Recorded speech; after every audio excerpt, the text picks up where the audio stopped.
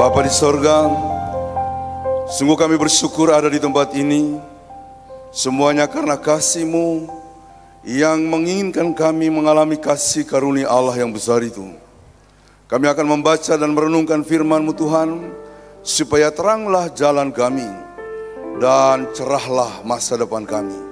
Meski banyak hal yang menjadi beban dan tantangan, tetapi dengan firman Tuhan kami dikuatkan. Kami akan mengalami kehidupan yang penuh kemenangan. Semua kami yang hadir ini rindukan firman-Mu. Bersabdalah ya Allah, kami mendengarkannya. Di dalam nama Tuhan kami Yesus Kristus. Amin. Silakan duduk kembali. Bapak Ibu Saudara-saudara, kita akan membaca firman Tuhan dalam dua bagian Alkitab. Yang pertama, Mazmur 8 ayat 4, 5 dan 6. Mazmur 8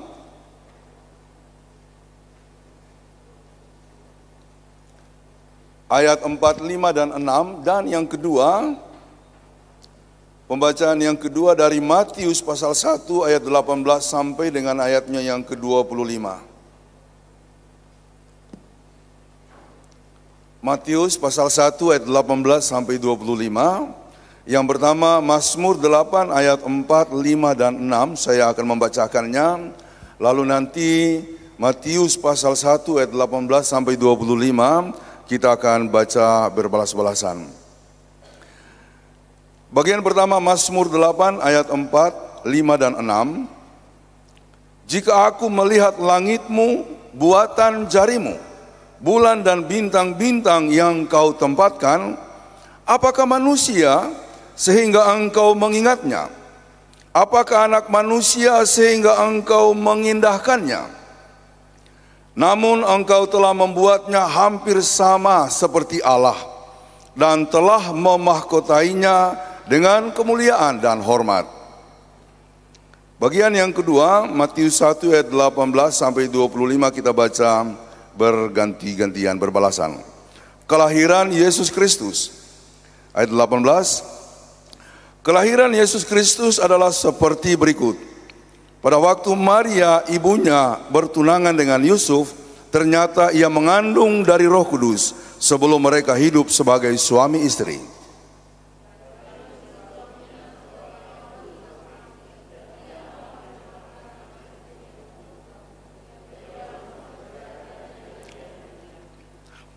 Tetapi ketika ia mempertimbangkan maksud itu, malaikat Tuhan nampak kepadanya dalam mimpi dan berkata, Yusuf, anak Daud, janganlah engkau takut mengambil Maria sebagai istrimu, sebab anak yang di dalam kandungannya adalah dari Roh Kudus.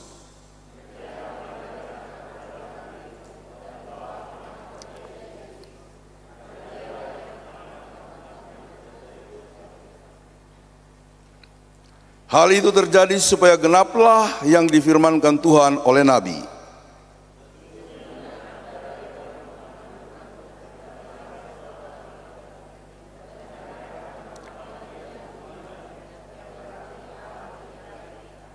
Sesudah bangun dari tidurnya, Yusuf berbuat seperti yang diperintahkan malaikat Tuhan itu kepadanya.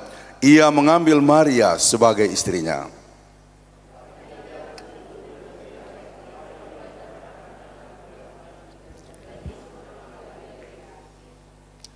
Pertama-tama saya menyampaikan kepada kita di dalam ruang gereja ini maupun yang mengikuti ibadah ini secara live streaming, Shalom. Nama saya Pendeta Pinehas Jenjengi. Terima kasih Pak Pendeta Dimas Gule dan Ibu Pendeta Nerti Lubis, juga Bapak Ibu Majelis berkenan memberikan kesempatan kepada saya untuk menyampaikan pemberitaan firman pada saat ini.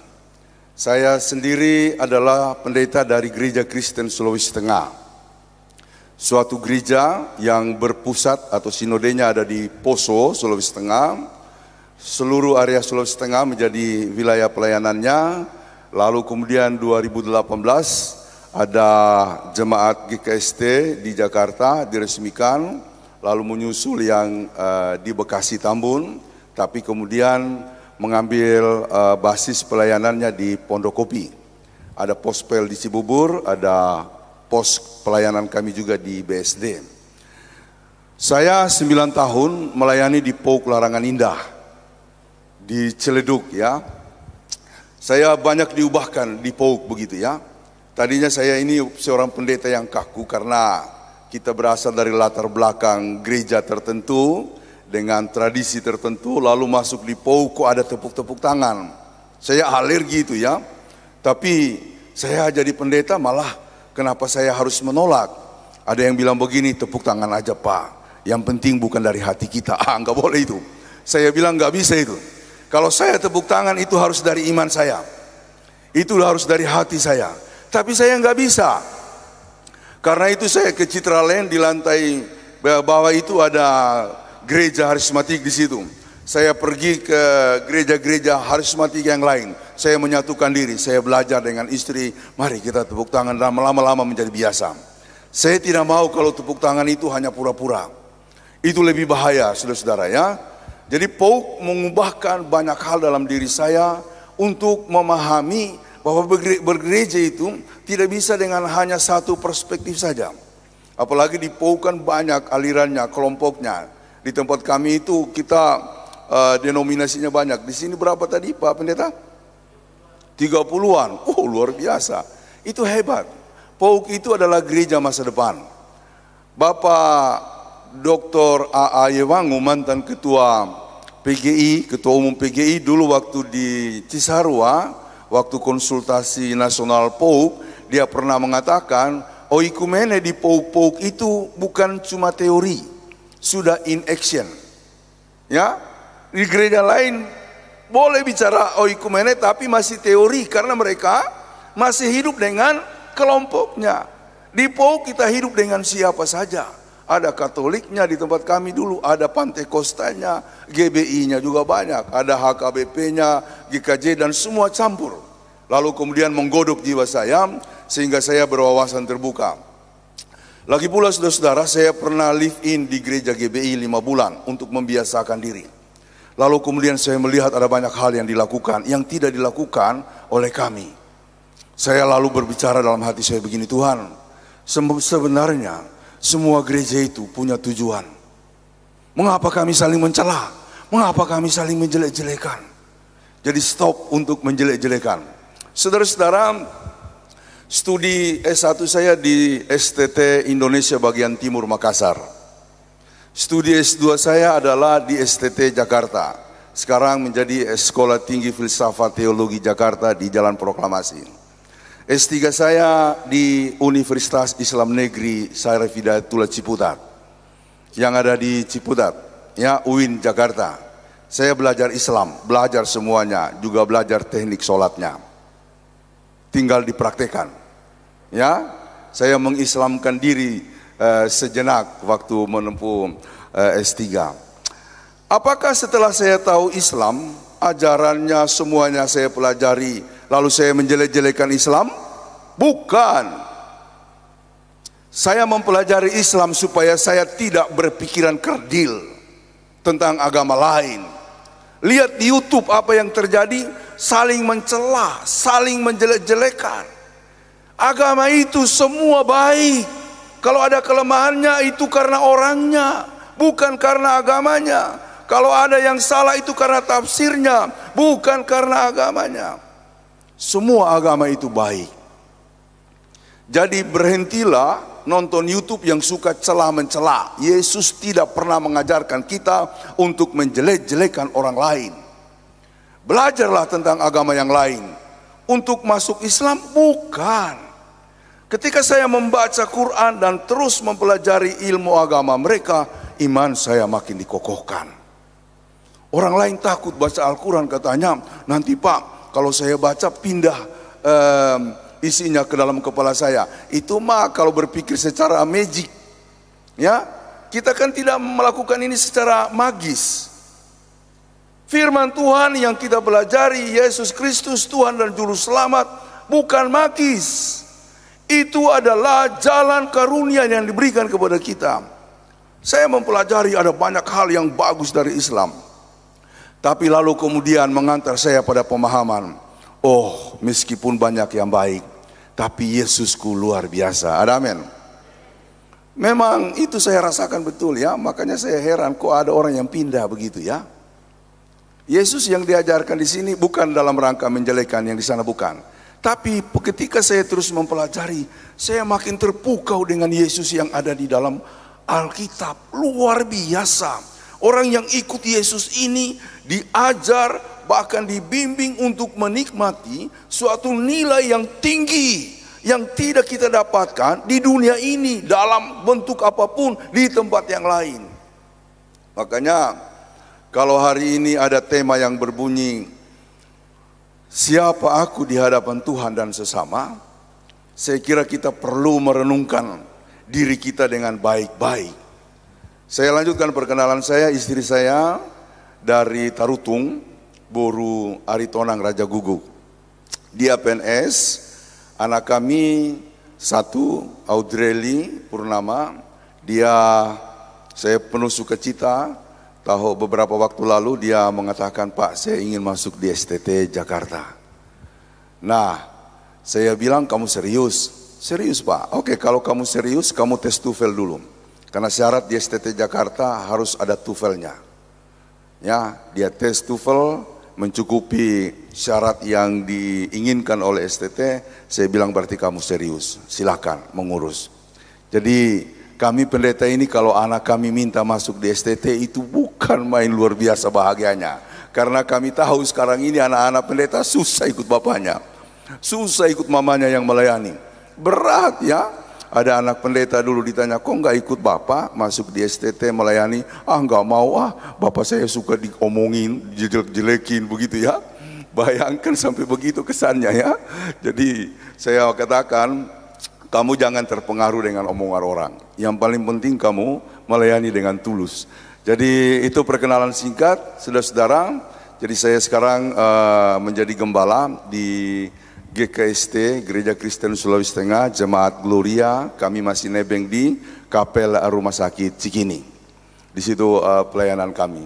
Saudara-saudara, yang pertama ingin saya katakan adalah sebagai berikut. Kemanusiaan kita bukan sesuatu yang sudah selesai, jadi masih berproses. Karena itu seorang filsuf terkenal bernama Diogenes, dia siang bolong membawa lampu. Lalu kemudian berjalan di dalam kampung, di dalam kota dan menyalakan lampu. Orang bertanya, kok Bapak Diogenes siang-siang terang bawa lampu? Pak Diogenes lagi nyari apa? Terang begini kok pakai lampu? Aku mencari manusia. Hah? Emang kami apa? Kok mencari manusia? Saudara-saudara, itu adalah tindakan simbolik yang punya makna. Kemanusiaan kita sudah tergerus, sudah tercemar. Yang dimaksud oleh Diogenes dengan manusia adalah manusia yang sejati. Karena kesejatian kita sudah mulai tercemar. Alkitab menjelaskan bahwa ketika Adam dan Hawa makan buah yang terlarang itu, lalu kemudian mereka jatuh dalam dosa karena mereka ingin sama dengan Allah. Karenanya gambar Allah yang tadinya utuh di dalam diri mereka menjadi rusak. Akibatnya dunia pun mengalami kehidupan yang sama, ikut tercemar dan mengalami banyak hal yang disebut kekurangan dan penderitaan. Sampai hari ini kita menderita karena pelanggaran dosa. Bukan dosa warisan ya. Kalau sekarang kita tidak mengenal dosa warisan. Dulu memang sering diajarkan dosa warisan. Apa yang dilakukan oleh ayah akan kita tanggung. Dampaknya mungkin kita alami. Tapi dosa itu adalah pertanggungjawaban pribadi ayah kita kepada Tuhan. Kecuali kalau kita melakukan juga dosa ayah kita, maka kita akan menanggung bebannya. Efeknya sih memang kita akan tanggung. Tapi hukum dosa itu hanya kepada ayah kita. Dulu itu berlangsung dalam perjanjian lama, turun-temurun sampai keturunan yang ketujuh. Tetapi oleh Yesus, hukum dosa termasuk hukum kutuk bagi keturunan kita diputus. Maka kemudian kita memperoleh nilai yang baru. Karena dosa, lalu kemudian kehidupan kita dalam segala keterbatasan. Nilai-nilai dosa mencengkram. Dosa itu dalam bahasa Yunani sering menggunakan kata hamartia. Hamartia itu bukan sekedar menunjuk kepada perbuatan-perbuatan dosa, mencuri, membunuh, kemudian memfitnah, hoax dan lain-lain sebagainya. Dosa bukan hanya menunjuk kepada perbuatan-perbuatan dosa, tetapi menunjuk kepada alam kita yang sudah tercemar. Space hidup kita sudah terbaluri oleh dosa-dosa. Karena itu, kalau menurut teori para pemikir di bidang ilmu jiwa, anak yang lahir itu bagaikan kertas putih, bersih. Lalu kemudian terpengaruh oleh lingkungan, sehingga mulai ada titik-titik dan ada juga celah-celahnya. Bagi orang Kristen, sejak dia lahir, dia sudah masuk dalam dunia noda dosa. Karena apa? Dosa itu bukan hanya menunjuk perbuatan-perbuatan tercela dan kemudian yang ditentang oleh Tuhan. Alam hidup kita sudah tercemar dosa. Itulah sebabnya setiap anak harus dibaptis atau diserahkan supaya menjadi persekutuan kudus yang terikat dengan anugerah dan janji keselamatan Tuhan. Jadi saudara-saudara, karena kita dalam kondisi seperti itu, muncullah suara dari Yesaya yang mengatakan seperti yang saya bacakan tadi, siapakah aku ya Tuhan? Itu menjadi dasar untuk tema kita, siapa aku di hadapan Tuhan dan sesama. Dikatakan tadi, jika aku melihat langitmu, buatan jarimu, bulan dan bintang-bintang yang kau tempatkan, apakah manusia? Bukan siapakah manusia. Begitu rendahnya si penulis merasa dirinya tidak layak, menyejajarkan dengan manusia pun dia tidak pantas. Bahkan menyebut dirinya dengan apakah, sejenis ungkapan untuk hewan maupun benda mati ataupun benda-benda yang lain. Apakah manusia sehingga engkau mengingatnya? Apakah, lagi-lagi apakah bukan siapakah, anak manusia sehingga engkau mengindahkannya? Namun engkau telah membuatnya hampir sama seperti alam dan telah memahkotainya dengan kemuliaan dan hormat. Nubuatan itu tergenapi ketika Yesus Kristus lahir, yang tadi sudah dibacakan dalam Matius 1 ayat 18 sampai dengan ayatnya yang ke-25. Saudara-saudara, sebelum saya mempertajam soal topik renungan hari ini, siapa aku di hadapan Tuhan dan sesama, saya mau menjelaskan, kita itu bersyukur punya Tuhan Yesus. Ada amin? Kalau kita tidak punya Tuhan Yesus, saya tidak membayangkan karakter kita sama saja dengan orang-orang lain. Agama Wahyu itu ada 3 yang sering disebut sebagai agama Abrahamic religion, yaitu Yahudi, Kristen dan Islam. Firman Tuhan yang kita jadikan panduan hampir sama. Yahudi dengan Talmudnya yang kemudian kita adopsi menjadi perjanjian drama. Dan sebagian besar itu masuk juga di Quran. Meskipun mereka katakan itu sebagai wahyu, tetapi isinya adalah menceritakan kisah-kisah tugas Nabi dalam perjanjian lama atau dalam Talmud di kitab Yahudi. Jadi sama kitab kita, yang membedakan adalah perjanjian baru. Yesus kemudian ketika dia datang ke dunia lalu mengajarkan nilai-nilai baru, dia merethinking, merevitalisasi nilai-nilai lama yang perlu dibaharui untuk menjadi baru sama sekali. Karena itu dia pernah berkata, engkau baca dalam kitab suci, maksudnya kitab suci Talmud atau perjanjian lama, apa yang tertulis di sana? Kasihilah sesamamu manusia dan bencilah musuhmu. Itu ada. Tapi aku berkata kepadamu, doakanlah musuh-musuhmu. Doakanlah musuh-musuhmu. Cari di mana ajaran seperti ini. Musuh kita kasihi, bukan cuma dikasihi, didoakan. Ada yang mampu mendoakan musuh? Saya berantem dengan Pak Dimas nih, dia tonjok, gigi saya copot. Lalu kemudian saya pulang ke rumah, Tuhan kasih dan berkati Pak Dimas. Enggak mungkin. Enggak mungkin. Suku kita hidup dengan budaya impas. Ya, kalau ada yang dilukai dari suku A, harus ada juga yang dilukai di suku B, baru damai. Kalau tidak, enggak pernah aman. Perang suku-suku dulu begitu. Saudara-saudara, karena itu perjanjian lama membenarkan apa yang ada dalam tradisi itu. Karena ketegaran dan kekerasan hati orang Israel, maka ada firman yang diajarkan juga dalam perjanjian lama dibaharui oleh Yesus. Kamu lihat di dalam kitab sucimu apa yang tertulis di sana? Gigi ganti mata, ganti mata. Impas. Dan hukum positif di Israel pada waktu itu membenarkan.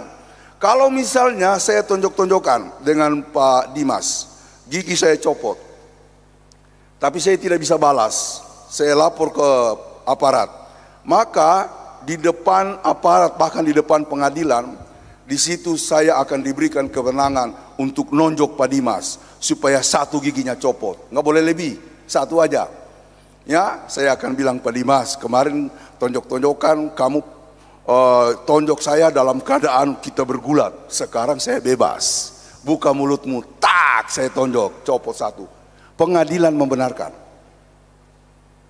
Ya, tetapi Yesus mengatakan, aku berkata kepadamu, jangan membalas kejahatan dengan, tapi balaslah kejahatan dengan kebaikan. Luar biasa nilai ajaran Yesus, saudara-saudara. Bukan cuma itu. Ketika masuk pada bagaimana kita beribadah, dia mengatakan kalau kamu berdoa jangan kayak orang itu, orang Farisi itu. Berdiri di pinggir jalan lalu kemudian menengadah ke langit, berseru-seru dalam doanya. Bukan seperti itu, bukan mencari hormat. Tapi masuklah ke dalam kamarmu, tutup pintu dan berdoalah, maka Bapamu yang di sorga akan membalas engkau di tempat yang tidak kelihatan. Doa kita lebih adem, lebih privacy. Kalau doa syafaat lain, memang itu doa bersama. Doa keluarga juga lain. Tapi doa pribadi kita tidak boleh orang tahu. Kita memohon kepada Tuhan. Selanjutnya dalam hal berpuasa, saudara-saudara. Ketika orang berpuasa, lalu kemudian Yesus mengajarkan, mulai dari Yesaya ya, puasa yang kukehendaki bukan cuma tidak makan tidak minum, melainkan engkau membuka tali-tali kelaliman, engkau memberikan roti kepada orang miskin. Ya, makanya kalau Paskah di gereja kami sudah beberapa tahun kami praktekkan, kalau mau Paskah jangan cuma mikirin diri sendiri dan gereja saja. Mari kita berpuasa. Puasa 40 hari kami lakukan. Yang belum pernah puasa, mari belajar untuk berpuasa. Saya bilang, saya sudah berpuasa bersama teman-teman muslim. Ketika berpuasa 30 hari hatam. Nah, saya ajarkan di gereja bukan cuma 30 hari, 40 hari. Makan siangmu hari itu jangan kau pakai, kau simpan, karena kau tidak makan sebab kita puasa. Kumpulkan itu. Saya biasanya makan siang saya 25.000. Udah mahal itu kalau pendeta makan siang 25.000 begitu ya. Kalau bapak ibu mungkin sampai 50.000. 25.000 kita tabung sampai 40 hari. Seluruh jemaat melakukannya. Lalu kemudian terkumpul uang sangat banyak. Kita heran. Bisa terkumpul banyak begini ya Pak. Makanya kalau bilang gak ada uang karena kita punya kebutuhan, hari ini harus bisa. Yaitu dengan menahan lapar, sisihkan uang makanmu, lalu dikumpulkan. Setelah itu kita pakai untuk membantu orang-orang miskin. Itu baru Paskah yang bernilai. Kemarin Natal, kalau Bapak Ibu kemarin, kami tanggal 3 sudah merayakan Natal, kerjasama dengan Anjungan Pemda Sulawesi Tengah. Makanya kami buat di Taman Mini karena warga yang datang banyak. Lalu kemudian saya bilang kepada panitia, nggak ada nilai Natal kalau kita tidak punya kepedulian. Keluarkan dana, jangan pikir jumlahnya. Bantu keluarga-keluarga yang membutuhkan. Saya punya pemahaman begitu Bapak Ibu. Mau ulang tahun kita makan-makan, lalu kemudian tidak bagi sesuatu kepada orang miskin. Saya bilang gak ada nilai ulang tahun. Harus ada nilai sosial dari setiap hal yang kita syukuri. Begitu yang diajarkan dalam perjanjian lama. Lalu kemudian diajarkan oleh Yesus, orang miskin masih akan ada padamu. Itu peringatan supaya kita peduli kepada orang miskin. Lagi pula, kalau kita nanti di sorga, kita tidak akan dihakimi berdasarkan jam-jam ibadah kita, berdasarkan doa-doa kita, berdasarkan berapa tahun saya melayani. Tidak akan dihakimi berdasarkan itu. Doa kita, jam pelayanan kita, semua yang kita lakukan dalam rangka memuji-muji Tuhan, itu bukan untuk membalas Tuhan, melainkan sebagai rasa syukur karena Tuhan sudah menyelamatkan kita. Ya, kita sudah diselamatkan oleh Tuhan. Teologi keselamatan kita adalah, saya diselamatkan bukan karena usaha saya, bukan karena perjuangan saya, tetapi karena anugerah. Kalau di tempat lain mereka bisa selamat karena melakukan A, melakukan B, membangun rumah ibadah. Di Kristen, no. Kita selamat karena kasih karunia Tuhan. Karena kasih karunia Tuhan itu, lalu saya bersyukur setiap pagi. Tuhan, terima kasih atas keselamatanmu. Sebagai pendeta, terima kasih Tuhan. Biarlah hari-hari di depan saya isi dengan pelayanan yang makin penuh semangat.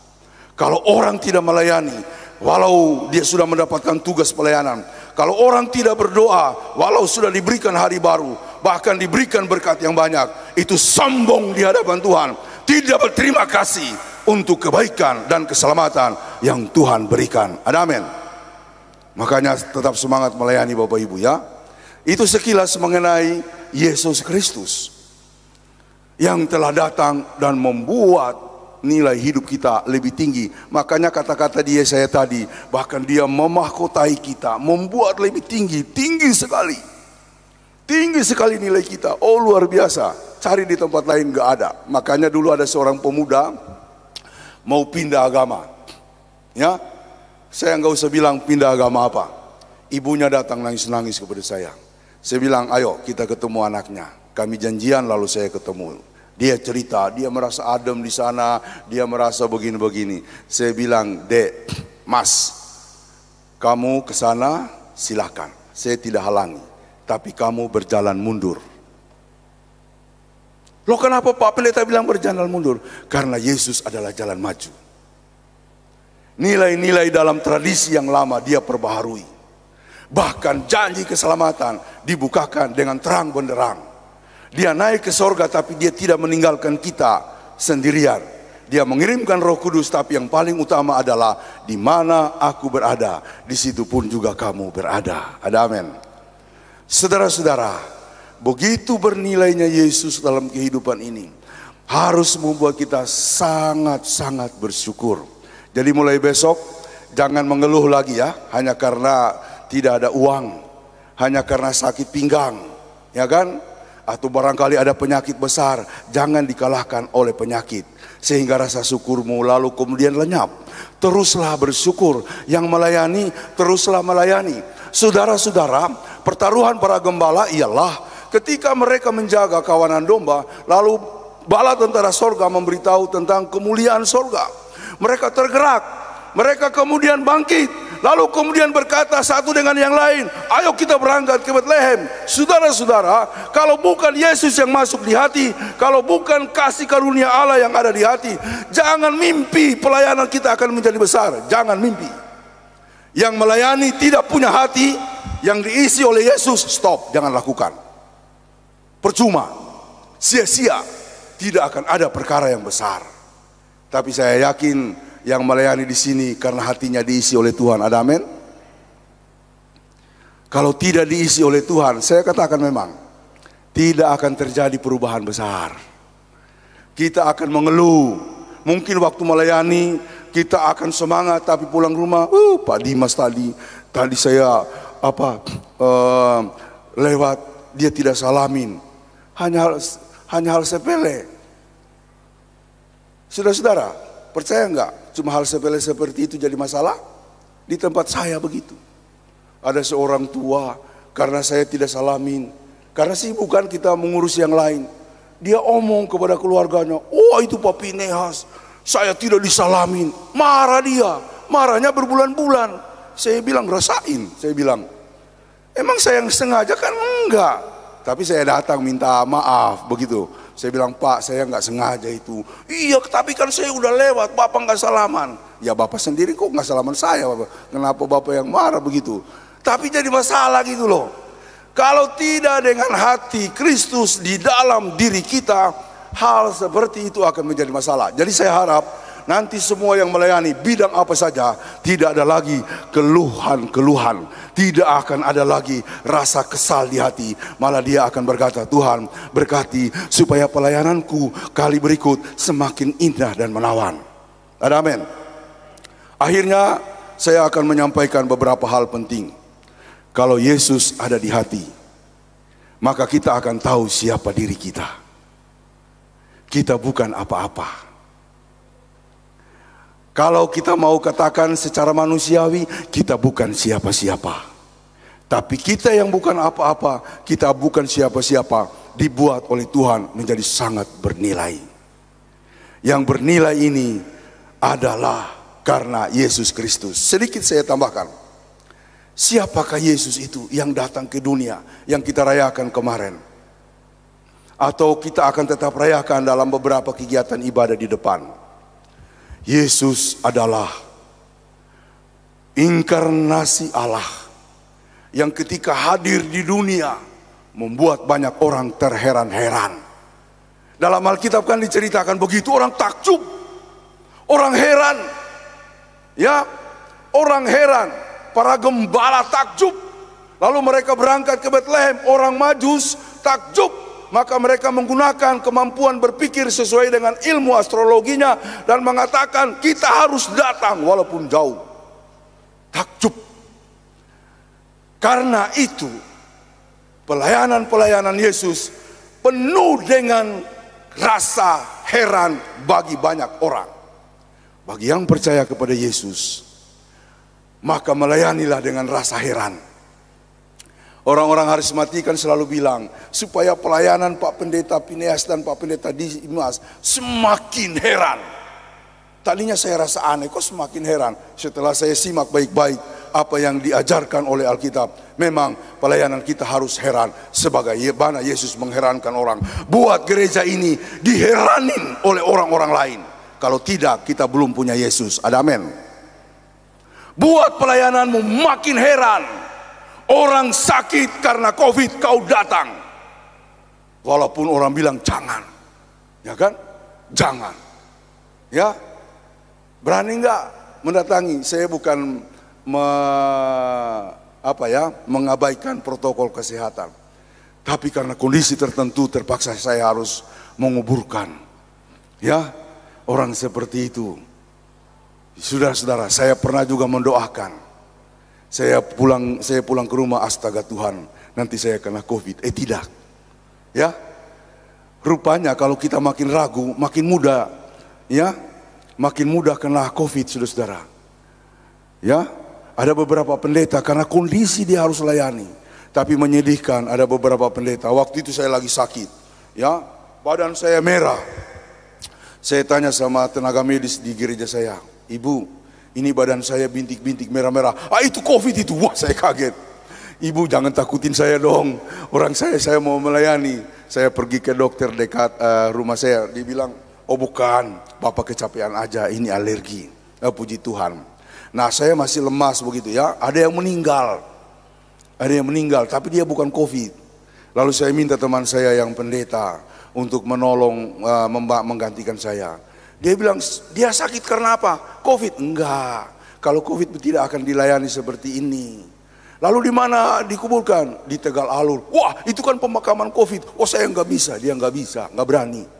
Saya bilang sama majelis, ya udah, saya akan pergi. Saya pakai baju pelayanan, saya pergi, saya layani. Orang lalu bilang begini, luar biasa. Bukan puji diri, mohon maaf, bukan puji diri. Luar biasa Pak Phineas sakit tapi dia datang. Kalau pelayananmu belum mengherankan orang, kita belum punya Yesus. Apalagi kalau ada arisan, Pak Pendeta Dimas, saya arisan keluarga hari ini, tolong diganti ya. Pret. Udah berjanji kepada Tuhan untuk menerima segala tugas. lalu minta diganti, tidak ada Yesus di situ. Pelayananmu belum akan mengherankan. Malu Pak, saya udah jarang gak ikut arisan. Jangan malu. Katakan dengan jujur, saya sudah menerima tugas ini, saya harus lakukan. Jangan karena hujan, jangan karena kendala, karena macet, lalu kita beralasan, aduh jauh Pak, aduh susah Pak. Jangan, tidak ada hal yang mengherankan di situ, saudara-saudara. Yang pertama, Yesus mengherankan orang banyak. Dan jika kita mau bertanya, siapakah aku di hadapan Tuhan? Kita murid Yesus. Buatlah pelayananmu mengherankan banyak orang. Buatlah pekerjaanmu mengherankan banyak orang. Di dunia kerja mungkin korupsi, sogok, suap di mana-mana. Jangan lakukan. Jangan lakukan. Ya, ada seorang ibu, dia melamar kerja dan diterima di sebuah perusahaan. Dia jadi cleaning service.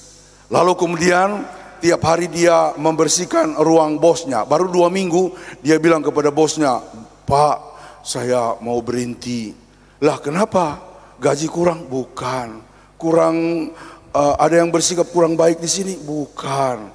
Kenapa kamu mau berhenti? Gini Pak, setiap kali saya ke ruangan Bapak, lalu saya membersihkan meja Bapak, selalu ada tumpukan uang di situ. Pak, saya manusia.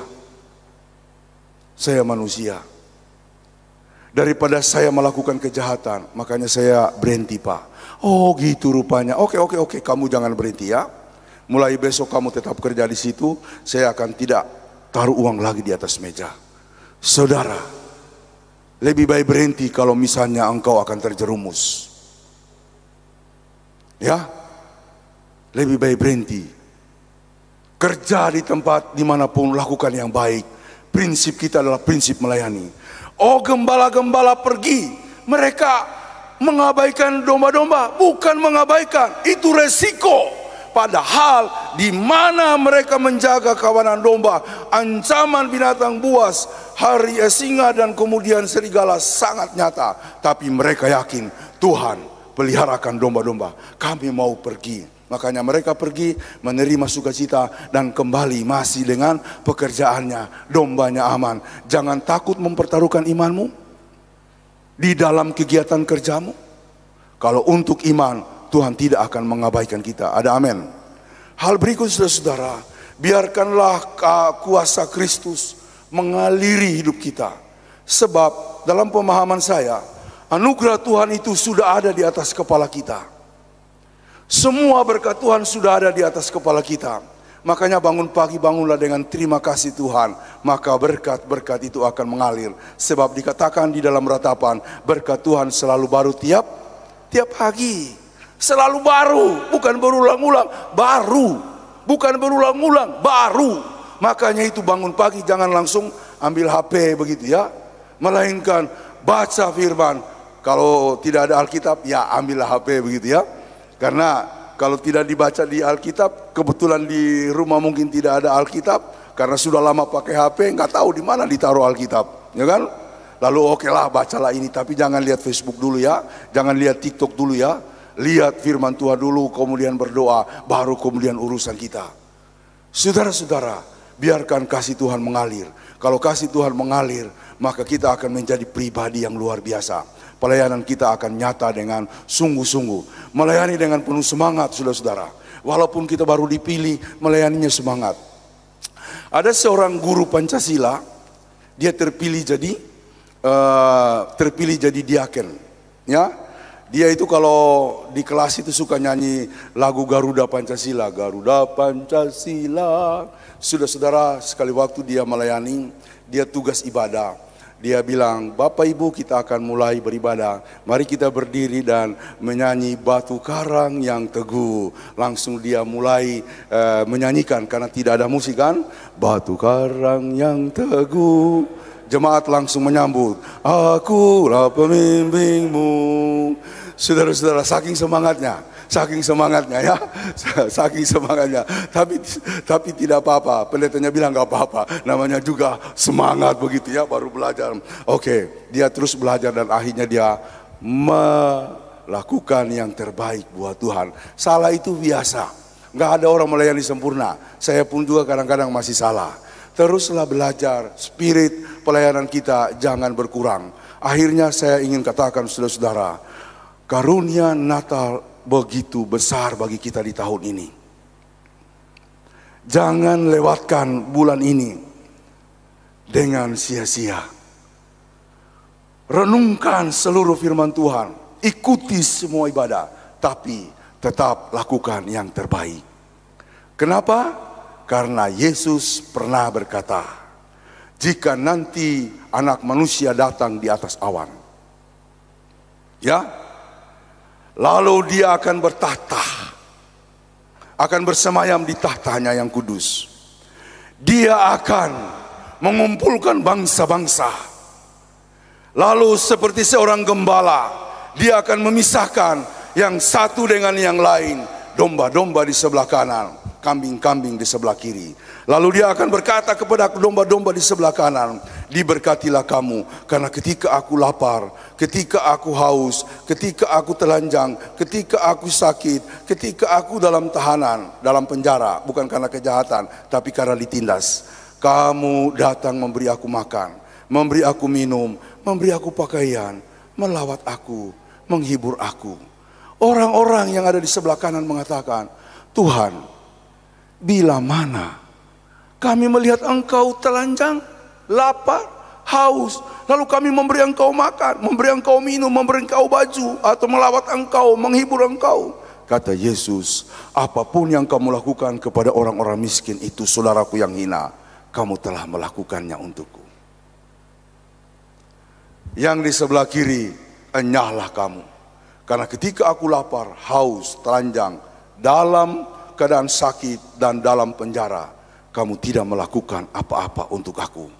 Mereka tanya, Tuhan, bila mana kami melihat engkau lapar, haus, telanjang, dalam penjara, sakit, lalu kami tidak melakukan itu kepadamu? Apa saja yang engkau tidak lakukan kepada orang-orang miskin itu, kamu tidak melakukannya untukku. Saudara, kita akan dievaluasi dari mana kita berbuat kepada sesama, bukan dari seberapa banyak doamu. Penting doa ibadah, karena orang beribadah, orang berdoa sebab dia berterima kasih kepada Tuhan, karena kita sudah menerima karunia keselamatan. Jangan lepaskan seluruh unsur-unsur pelayanan ibadah itu dari hidup kita, karena kita sudah diikat oleh Tuhan dengan janji keselamatannya. Siapa yang tetap teguh di dalam janji itu, dia akan ada di jalan keselamatan. Tinggal satu hal, kata Yesus kepada orang kaya, pergilah jual hartamu dan bagikanlah kepada orang miskin. Semua bentuk pelayanan kita, semegah dan sekencang apapun itu kita lakukan, tapi kalau tidak ada efek sosialnya, maka masih sangat kurang. Siapakah aku di hadapan Tuhan?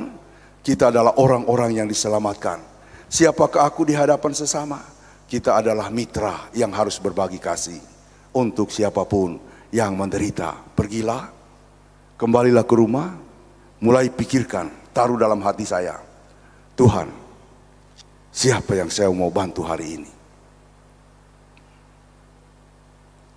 Atau kalau perlu dengan keluarga bersepakat, seperti yang kami lakukan. Siapa penginjil yang akan kami tolong? Saya dengar tadi ada rumah doa ya, apa tadi namanya? Ya, rumah belajar. Itu luar biasa itu, luar biasa, ya kan?